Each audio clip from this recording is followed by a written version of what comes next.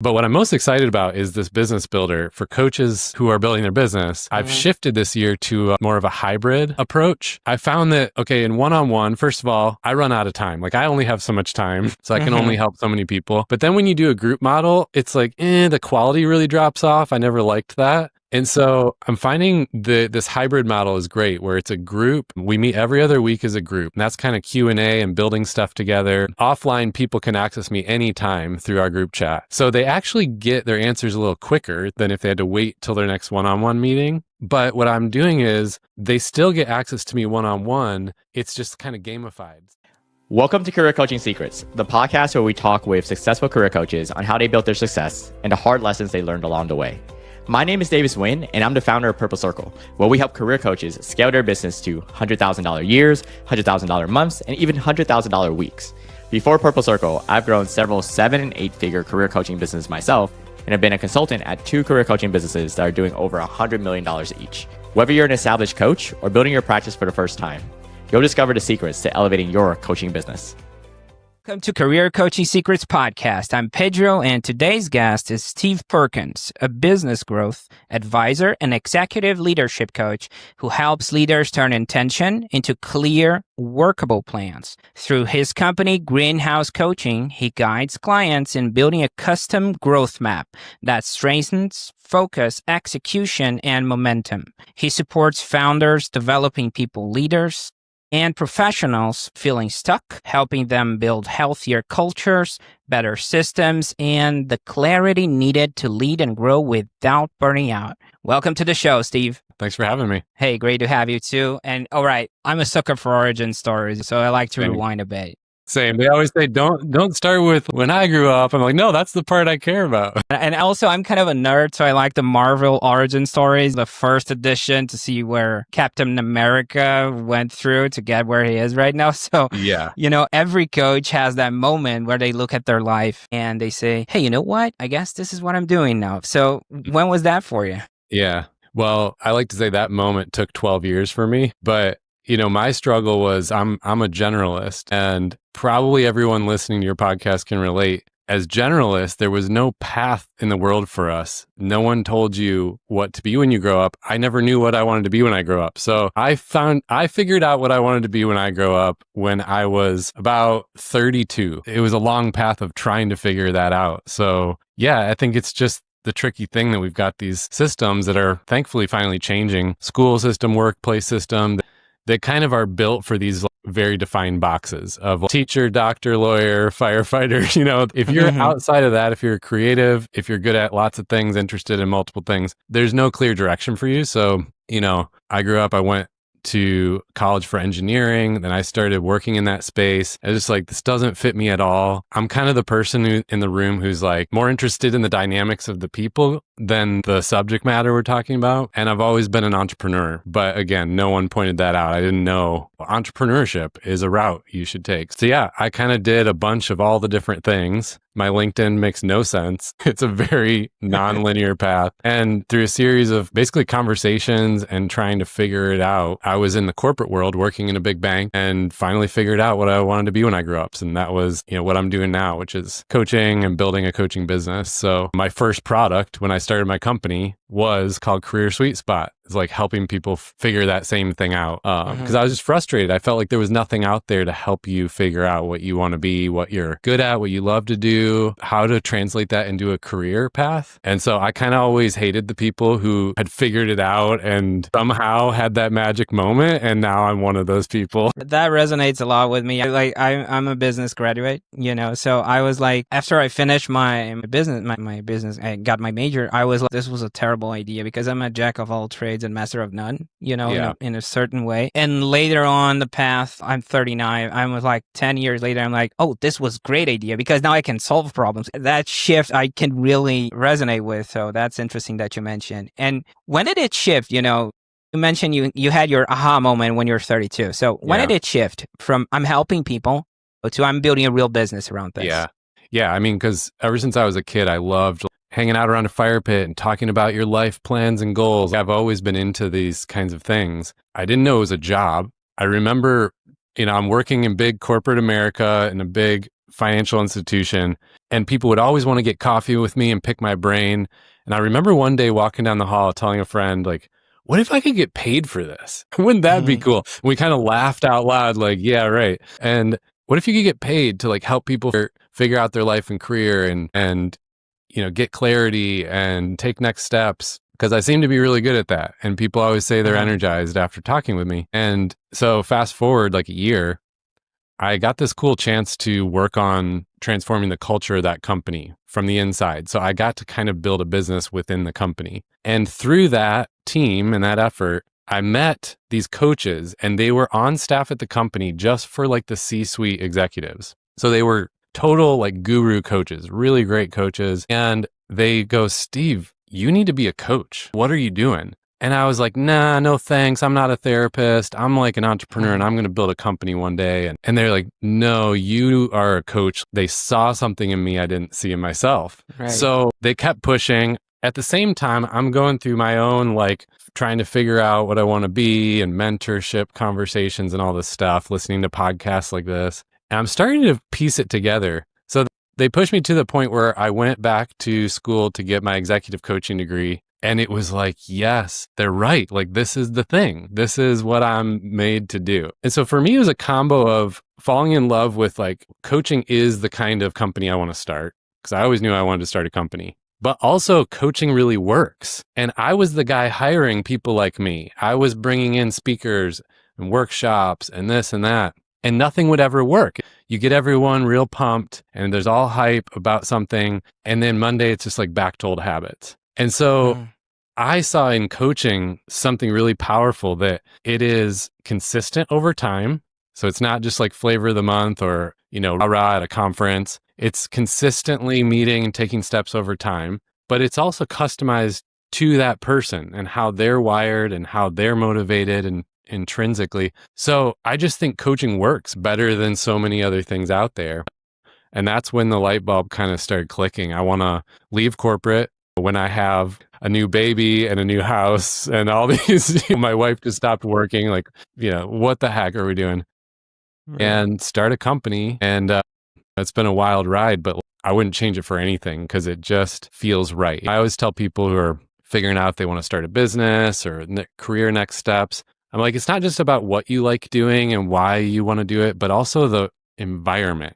Like, where do you want to work? Because I had an incredible dream job, but I was in a corporate setting that boxed me in. And it was like, for me, that was the wrong environment to work in. I needed an entrepreneurial environment with variety and with like meeting new people and building new ideas. So, I think it started to click for me. I'm made to be more entrepreneurial. And this coaching thing is like, that's just what I want to do with my life. Yeah, I got it. And I love the fact that it was organic, right? And it involved other coaches. They're like calling you out. I love that. Hey, Steve, what you're doing with your life? Come on. So that's so natural, right? Yeah. And podcasts like this, there were a few I listened to every morning in the car, and it gave me that shot of hope that I needed. There was something about the conversations that you and I are having now that's so exciting to me. I can't wait to be in that kind of a world. And it gave me the hope as I was still trying to figure out what I was wanting to do. So that played a big part too. Yeah. Nice. So after you got rolling, who are the people that kept showing up? The ones you realized, okay, these are my people, because at the start, we see a lot of coaches that are trying to embrace the entire world, right? So who do you, I would say, niche down, or even if you did that how do you identify, hey, this is my crew, Yeah. Well, my niche, my crew is, I call them coach business builders. So it's coaches who are trying to build their business and get it to the next level to create more of the life that they want. So our tagline is grow the life you want. And it's all about not just making more money for the sake of more money, but like building a business to create the freedom and the lifestyle that you want. But it took me about 8 years to figure that out. As most coaches struggle with, it's hard to niche down because by nature, we are generalists, and we also, coaching can help lots of people. It's not narrow to begin with. So it took me a long time to figure that out, because my company as a whole, we help executive leaders, we help them build culture and dial in their team. We help people with career transitions. We coach different types, but for me, I always felt like, yeah, but all those things aren't really my thing. My passion is other entrepreneurs trying to build their coaching business. So, I mean, for me, the struggle was like, I probably knew that deep in my gut years ago, but it took about 8 years to finally name it and like own that and step out with that. I was afraid to name that for a long time. Right. Okay. I mean, that's interesting. The fact you're in different levels of support, right? You're talking about executives, you're talking about other coaches. So that's the coaching side. Now, let's talk about the part nobody escapes, right? And it's marketing. So how do people usually find you? I'm not sure if we're talking about the executives. I'm not sure if we're talking about that specific niche you mentioned, the coaches, but how do people find you? Well, yeah, with the corporate work and leadership development, that's really all word of mouth. And a lot of what we've done is just systematize that. So instead of waiting and hoping for referrals, we actually ask in really intentional ways, systematizing the word of mouth. And that's worked well. But online and with these coaching business owners, I use something called the trust cycle. And it's really designed to be marketing that doesn't require sales. I don't like sales. Most coaches don't like sales. It's a drain. And I really don't believe that you need to do it in this kind of business. So the trust cycle is like just an intentional system online to build trust with people over time with clear calls to action so they know how to join the programs when they're ready. And so it's really just like a content marketing strategy that doesn't require sales calls. And yeah, we found success with it. And I just really love that approach because it feels right as a coach. Okay. So in a way, you're delivering value. And then we have something down the line. We have a call to action if they're feeling good and it's almost automated. Would that be something like that? Yeah. And the funny thing is like anyone listening who's done this stuff and familiar with online marketing, it's not that what I'm about to say won't sound that different from any traditional funnel, but in the nuances of it, it's entirely different. So, like in the past, I would run funnels where we're doing content, we're running paid ads, we're trying to get people onto discovery calls and sales calls. And then some, out of lots of people, some small amount fall out as clients. This approach is a little different. Short form content. So for us, that's Instagram that leads every single step of the way. It's always leading people to long form content, which for us is YouTube. And then YouTube is always every step of the way leading them towards like a core offering that we have. And so it's essentially like if I was to meet with someone in person, let's say you and I, and we had a bunch of conversations over coffee, and then you were like, yeah, I want to work with you. It's because we built some trust through all those touch points. And it took a lot of conversations for you to see like my vibe, my methodology, to see proof that like, oh, this is going to work for me, and to know that like we resonate. So this kind of short form to long form to offering, it allows that to happen just digitally. And I like that it kind of mimics what usually happens in person, just online. So you remove the need for sales because essentially the trust and credibility is already being built up through that content. Interesting. I like that. Yeah, that's a different take. I haven't seen it for a while, especially in the high ticket scenario in the coaching space. That's very interesting. Like the way you're presenting the value and trying to build trust, right? Yeah, I mean it's kind of a future-proofed approach because with all the big players in the mix on ads and now AI like flooding the market, the cost of ads has gone up crazy. You can't, as a solo coach or a small business, you can't really compete. And so what used to work to throw money at ads and get a high volume of people, it just doesn't work that way anymore. But the other thing, and this is where I failed for years, I made these mistakes, is just trying to get high volume of traffic. And so through organic content and ads, just trying to get high numbers, but it never really worked. And what I'm finding now is this trust cycle approach, it targets the right people. So I don't need a huge audience. I don't need 100,000 people through my ads. I just need a smaller number of the right people and then really building the relationship. So I think it's really going to be the way going into 2026. Anyone who's trying to scale online at all, I think it's going to start moving more in this direction. But yeah, we've been seeing a lot of success with it. So that's kind of how we're finding clients for online. Nice. Right. So let's talk business for a second, right? So people find you, they go to your Instagram. From there, they go to YouTube. Let's say they resonate with your work, and eventually they want to know what working with you actually looks like. So everyone builds their coaching business a bit differently. So when someone actually becomes a client, what does that experience look like right now? For the different tracks, it's a little different. Do you want me to just kind of share for each one, or? Of course. Um, yeah. So for leaders, we have one-on-one coaching, and then we also work with teams. Really, our sweet spot is combining workshops and coaching. So usually a leadership team that just signed on last week, it's like the executive, the top leader, and then 5 executives. So each of them are doing one-on-one coaching where we meet every other week. They meet every other week with their coach for 6 months. And then at the same time, every month, we're doing team workshops around key topics that they want to grow in. So it's kind of like the training, but then to my point earlier, the change sticks because we're applying it through coaching as well and helping people overcome their own barriers. So that's typically the team and leadership side. Career coaching, it can really depend on the person's situation, but it's usually like a 6-month one-on-one coaching where they utilize different tools and courses we have along the way. But what I'm most excited about is this business builder for coaches who are building their business. I've shifted this year to more of a hybrid approach. So I found that, okay, in one-on-one, first of all, I run out of time. Like I only have so much time, so I can only help so many people. But then when you do a group model, it's like, the quality really drops off. I never liked that. And so I'm finding this hybrid model is great where it's a group. We meet every other week as a group, and that's kind of Q&A and building stuff together. Offline, people can access me anytime through our group chat.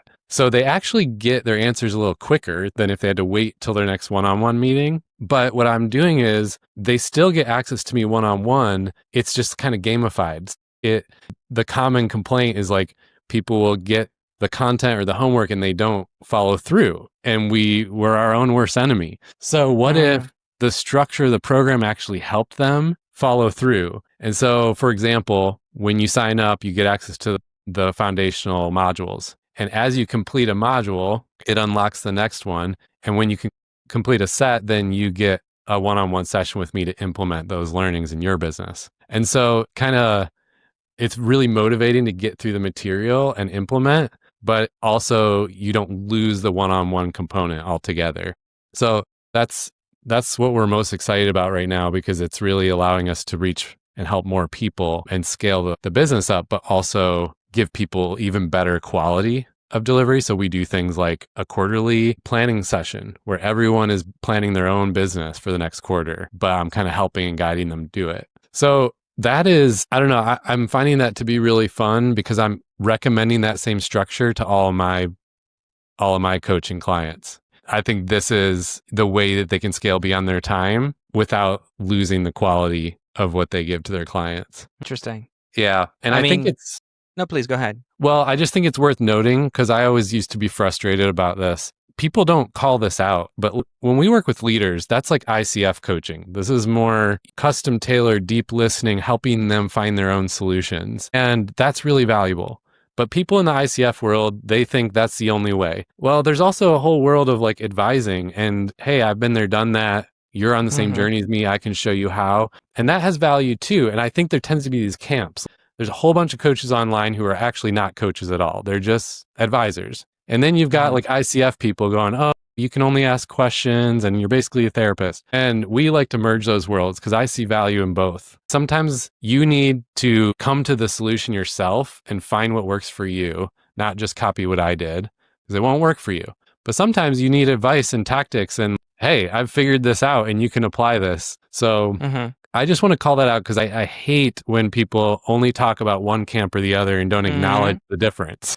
Right. Yeah, it's like, I get what you're saying. You're trying to get the best of both worlds. It's a bit of telling and a bit of listening. So yeah, that makes sense. And you mentioned right? So your work seems pretty hands-on. So you also mentioned you created a way to get your one-on-one depending on the module. So that will give you some leeway. So how do you think about capacity? So don't stretch yourself too thin. Well, just as a little team, we're big on a weekly meeting. I just just had it with my team. And every week we kind of look at those things, like how are we doing? Actually, today we checked in on my capacity because I just booked some new clients and I'm feeling like I'm reaching the limit. So yeah, I mean, that's part of why I was motivated to do a hybrid model with the program I run, because that's the Coach Business Builder. We're all working on the same stuff. So it's better to be in community than just one-on-one. But that's also why I've built a team of coaches so that as we, reach capacity, we have other people who can step in and help. But yeah, I mean, I'm big on designing your week. So for most coaches, I'd say you need Monday and Friday just to yourself to work on the business, to do creative work, to do deep work. And then like in the middle of the week, pick 2 or 3 days where you're working with clients, but have different modes, because when coaches have clients all throughout their week, they lose so much productivity because you're switching modes and it's totally different being with a client, which is also a ton of energy output, versus, I'm going to build, this PDF, or I'm going to build this, record this podcast. They're just different working modes. So I like to block the calendar real strategically. But yeah, what have you seen, or what do you do yourself? Well, what we see, and that really depends on, because we're talking about a sweet spot, right? At the end of the day, because we've seen people that, hey, I just want to coach. I don't want to deal with marketing. I don't want to deal with the ops. I just want to coach. So different people, different levels. It's really personal. I've seen people, I'll give an example, that one option would be have a results coach. So you train someone into coaching that can step up into your ops coaching if you're stretching yourself too thin. But then again, really personal, depends on what you're aiming for, right? One thing I would like to pinpoint here is that I want to hear your take on it, because I think this is important. It's, every coach, they wrestles with at some point is pricing, right? Yeah. And how to package their work. I'm not talking about hard numbers here, right? I'm just, how do you think about it today? And were there any lessons along the way that shaped how you landed there? And the reason I ask is because sometimes, especially in the coaching space, it sounds like more of a self-worth, type of thing, is how much my time is worth. So I would like to see your point of view on pricing. Yeah. That changed a lot in the years. I know. I had that same struggle. It's probably one of the first questions all of my clients ask about. And we actually do it as a kickoff thing in that program. The first session, we create their whole pricing structure because it's such a freeing thing to solve. So yeah, I mean, it's hard to answer, but I think my approach is, first of all, don't ever give away coaching for free, but also don't go guru high out the gates, because I think there's a lot of gurus online saying you got to charge so much money and just be confident that, yeah, but then you can't get traction. So what I like to do is say, hey, if you're starting out, offer your first clients, have your price and be confident and price what it's worth, but then discount it half off in exchange for a testimonial, an interview, a referral, all the different kind of assets that you need that are so hard to get at first. So now you have this great exchange, but you're not devaluing yourself. And then from there on, you can continue with that healthy price. And I do think there's like a range of what makes sense for coaches, but you increase steadily over time. A lot of my clients, I'll have them increase a bit every month because it gives urgency for people to get off the fence and buy now. But it also allows you to increase your rates as you increase your experience and value and confidence. So I tried, because I had a coach that was like, come out the gate super high. And I came out, my first coaching offer was like $4,000 a month. It was like, no one bought it. I met one rich guy. I know. I met one super rich guy and he was like, okay, I'll do it. And then he even fell through the cracks. So I went back down to something reasonable that was like $500 a month. And then I steadily increased. And, now I charge like $2,000 a month. Well, but I got there over time because now I can charge that much. But at the beginning, it didn't make sense. And then, of course, there's the type of service and the type of clientele. My executive clients, I can charge a lot because they're super high up and they're in giant companies in financial services. They have the money. But if you're serving nonprofit middle managers, they can't afford the same. So I think it's worth thinking about that. And if you're a consultant, I think it's worth thinking about pricing on the value instead of the hours. Because I also see people get caught in that. They price based on the hours, and then it's just a terrible downward spiral from there. So those are kind of my 3 points of view on it, I guess. Yeah, that's interesting that you brought up the hourly rate, because a lot of people that we see in this industry is that they tie down their results to a clock, which doesn't really, I mean, if it's 59 minutes or 60 minutes, that's not exactly what this is all about, right? You're trying to deliver results, transformational change. Yeah. So that makes a lot of sense. Yeah. And here's the bigger problem. You actually punish yourself when you price on time, because if you're better, that means you're faster. And if you're faster, that means you actually make less money. And if you're 56 minutes, it feels like you're stealing 4 minutes. And if you're an hour and 5 minutes, I should charge for those 5 minutes. It's just a complicated math.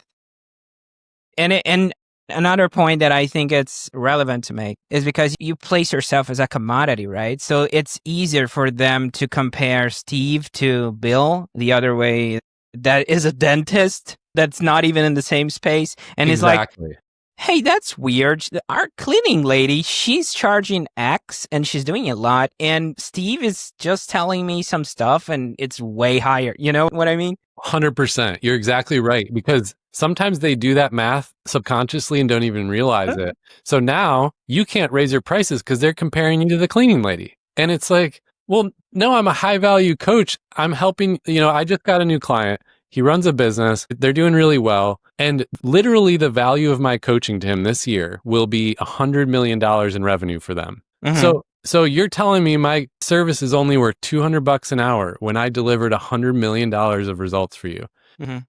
It's crazy, right? Now, at the same time, I can't charge him 50 million, obviously. So how do we do with that? Well, that's where I like to have people come up with your hourly rate on the back end. Don't tell anyone, but have your hourly rate, look at a gig, price it out with that rate, and then mark it up like 300 to 500%. And that's your price. And you present it as one price point for the results that will be delivered and the value of those results. Keep their mind on the problem they have and the solution you're going to get them, and just a price attached to that. You came to the price through some hourly calculations, but you bake in the profit margins that you want, and now it makes sense. And this is how, like, some of the big creative agencies that have done really well, this is how they do it. So yeah, I couldn't agree more with you. I think it's all the time. Even coaches, they're thinking about the hours, and now their clients are thinking about the hours. And it's like, that's not what you want. That's not good for anybody. Right. Yeah. And a side note, on behalf of cleaning ladies, they should charge more. Okay. I'm just defending those. It's not that Steve is charging too much. It's not about that. It's that they're not charging enough. Now, I know.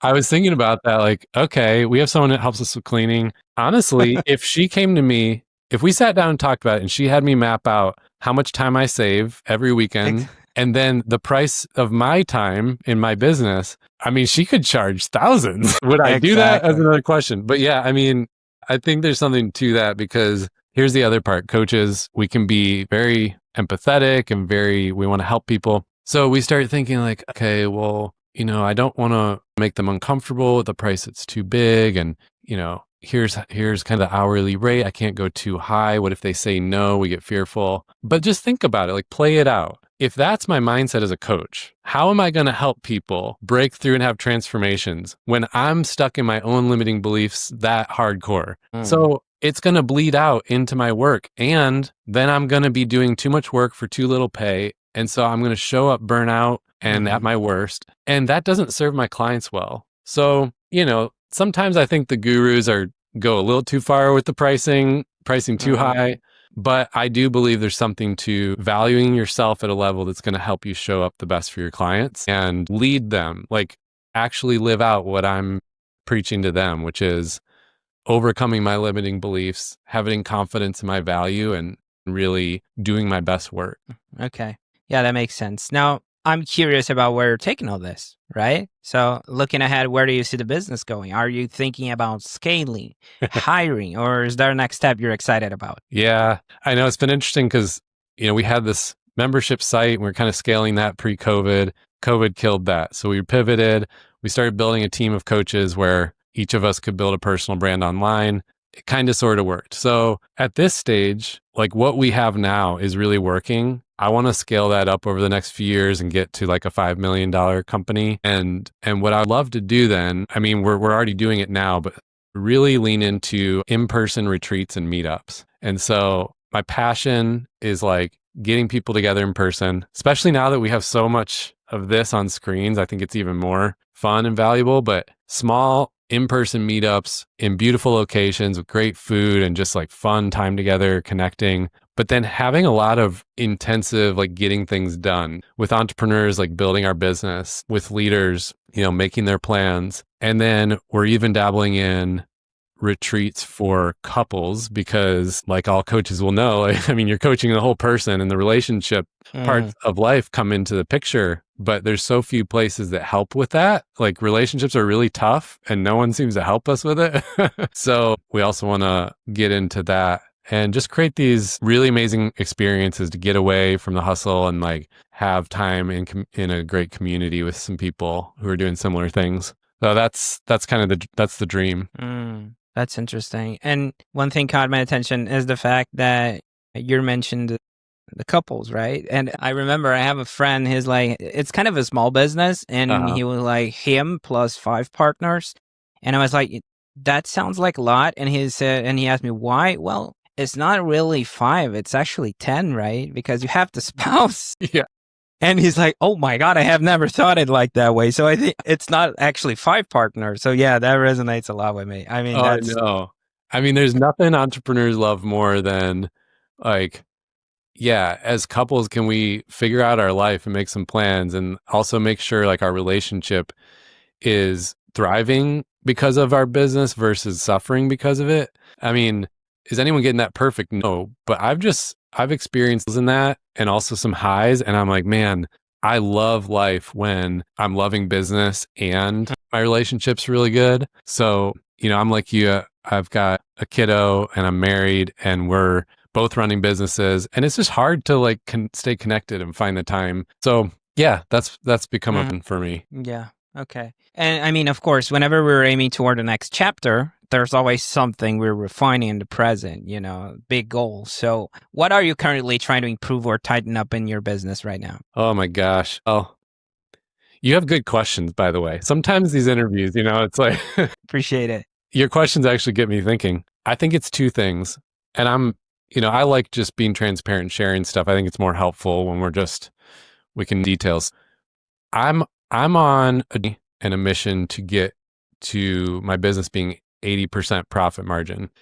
That's one of my big challenges because I made the entrepreneurial mistake of like building up expenses more and more. And so we're not in a great place with that right now. I want to get to a better place mainly because building those great in-person experiences costs a lot of money, but also for lifestyle purposes. I'm on a journey right now making changes to just tighten up on the expense side, but also structuring the business better. Some of the stuff we were talking about before. So that's just kind of an honest thing. And then what I mentioned at the top is growth without sales. That's my other challenge. I want to get a place where we're doing 0 sales. We do very little right now compared to most coaching businesses, but I want to get to 0. So that's my goal. When you're looking for 0 sales, we're talking about the traditional sales, right? You're meaning like they interact with Instagram, go to YouTube, and then they have a call to action, and then they buy for themselves. That's what you mean. Okay. I've got 0 sales is kind of scary. I'm sorry. Just that my brain was like, oh, wait a minute. 0 revenue? What? Is this a scam? Is this an unprofitable organization I'm not aware of? It's a giant pyramid scheme. No, yeah, exactly. It's kind of meant to be provocative because it's like 0 is exactly what you said. 0 sales meaning 0 sales calls, 0 sales team, 0 sales effort. We're using marketing and we're using our coaching skills to build trust-based relationships, and people are coming to us when they want it. So I just had this yesterday, a new client who he saw all of our stuff. He loved what he saw. He went deep into it and he came to me he said, can I with you? Where do I get started? And we had a 10-minute interaction where he was asking me and we just got him signed up versus the grind of going out and trying to chase people. And convince people and that kind of sales effort. So yeah, it's like a nuanced shift, but that's one of the big challenges in this next chapter. I love that. Okay. And if someone listening wants to connect with you or follow your work, where can people find you and connect with you, Steve? Best place is my Instagram or YouTube, which are called Coach Business Builder. Our website is greenhousecoaching.co. You can check stuff out there and send a message through there. We also have a podcast called Roots Up. There were a few things you shared today that really stuck with me. Okay. Well, first, not having it all figured out like Timmy, at 5 when he knows he's going to be a firefighter. So yeah, that's really, that, at the same time, it's funny. It's so real, so authentic. So, and coaching, that's in my point of view, it has to be authentic, so I really like that. Also, the way you structure your sales process, I think that's different. I want to take a look, I want to see that more and how that works. So how that plays out, that's very interesting. I want to point that out. And also the fact that you were so open about the hourly rate, that could be really with our audience. So I appreciate what you do, and I appreciate you being here today and sharing so openly today. Okay, Steve, it was great having you. I appreciate you having me on. This is really fun. It's great meeting you and chatting. Things like you mentioned, if you or anyone listening wants to check out that kind of no sales growth approach, I do have a video on my YouTube channel. Coach Business Builder is the channel. And I think the thumbnail says no funnels. I do this instead. That video goes on. But yeah, I'm always talking with people about their pricing and give them pointers on the exact prices that they should use or how they should think about it. I think it's important for us all to help each other with that. That's it for this episode of Career Coaching Secrets. If you enjoyed this conversation, you can subscribe on YouTube, Spotify, Apple Podcasts, or wherever you're listening to this episode to catch future episodes. This podcast was brought to you by Purple Circle, where we help career coaches scale their business to $100,000 years, $100,000 months, or even $100,000 weeks, all without burning out and making sure that you're making the impact and having the life that you want. To learn more about our community and how we can help you, visit joinpurplecircle.com.